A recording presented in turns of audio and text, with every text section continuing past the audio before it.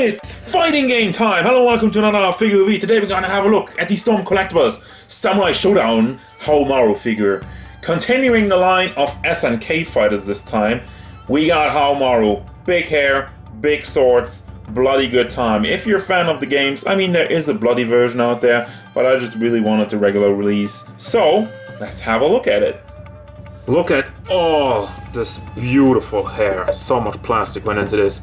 Size, he stands at about 17.5 centimeters to the top of his head. That would be 19 to the top of his hair bun. He does have a different one, so size may differ in that one. A little shy of 7 inches tall and 7 or over 7.5 going top to the bun. Size comparisons. Here's Jolter, Storm Collectibles Ryu, NECA Street Fighter V Akuma, and Darkseid. If looks could kill, I would be dead, which happens quite a lot in Samurai Shodown. Overall look and detail of the figure. The face sculpt is pretty game accurate. The only thing I could say is that the jawline should be a bit wider. You have a little scar on his cheek over there, bushy eyebrows, and a very stern and serious look on the face. Hair sculpt has tons of detail, all the lines that go for it. It is a little bit rounded, too much for my liking. You know, I like my hair to be sharp, but then again, this is all soft plastic, so that's really kind of what hinders that. You got the big bushy hair in the back. As I said before, you have another one to switch that one out, one that just kind of lays a little bit more down on the back. The muscle work is fantastic, no surprise there, because it is Storm Collectibles. They are very, very good at doing that. Have the same vein though going on, so it's always the same mold. You got the red bands, the red rope that goes around his, well, kind of a gi, and a big sword in the holster with some nice gold. And as you can tell, the paint job is pretty much spot on. I don't have any bleeding. The gold looks nice, the silver is nice and vibrant, and you have his little alcohol box. And by the way, you can take this off. It is just connected to the belt, and you can take the belt off because you have this. The paint job falls apart in some instances though, like this black line over here. For whatever reason, there's also some yellow around his armpits. I don't know if that's intentional, if it's just the orange rubbing off, or if he just doesn't clean himself a lot. There also seems to be some light blue dry brushing, especially noticeable in the pants, and whatever the hell these lines are, they're also there. Paint on there is good. You have the black triangles that go up and down, and then for the big puffy pants, the only thing I'm bothered here is the knee joint doesn't really fill it up, but alas, it's not the worst thing in the world. It is a little bit ripped up at the bottom, and you have them fairly big feet with the sandals and some more red and white, and a nicely hidden ball hinge in there. Now the other thing, just overall looking at him, is the skin tone. He looks pretty freaking pale in the games. It's just a little bit off-put by how tan he looks as a figure, but same as with the face, it's a minor complaint I have with it. Articulation is a Storm classic. One ball in the head makes the head go up, down, side to side, and all the way around. Got another ball in the neck, makes it go forward, back, side to side, and have some nice wiggle motion.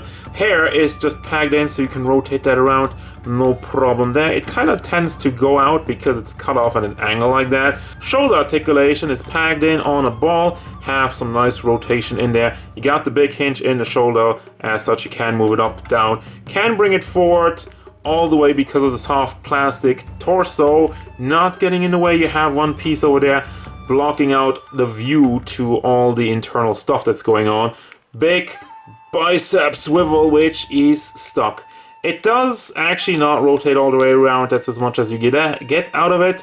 Double hinged elbow, and the fist is on a ball hinge. Bring that up, down, rotation in it. Chest area moves to the back, moves forward very nicely, does tilt side to side, and does rotate fairly well around. By the way, the belt is soft plastic, so the sword and the little alcohol can have some movability in there. Will get out of the way, but be careful not to break it off as I move around with the lower torso. Has a weird noise, goes side to side, goes forward, and goes to the back quite a bit, does not leave any gaps because it's nicely hidden due to the gi. Legs move forward, legs move out to the side and to the back. Rotation as well, even though it's a big puffy pant, they still put that in. Double hinged knees, which have an okay range considering the big pants, but as I mentioned, I don't like that's not covered up all the way there. And the feet are on a ball hinge as such. They have a beautiful pivot side to side, go forward and go to the back, and finally, toe hinge.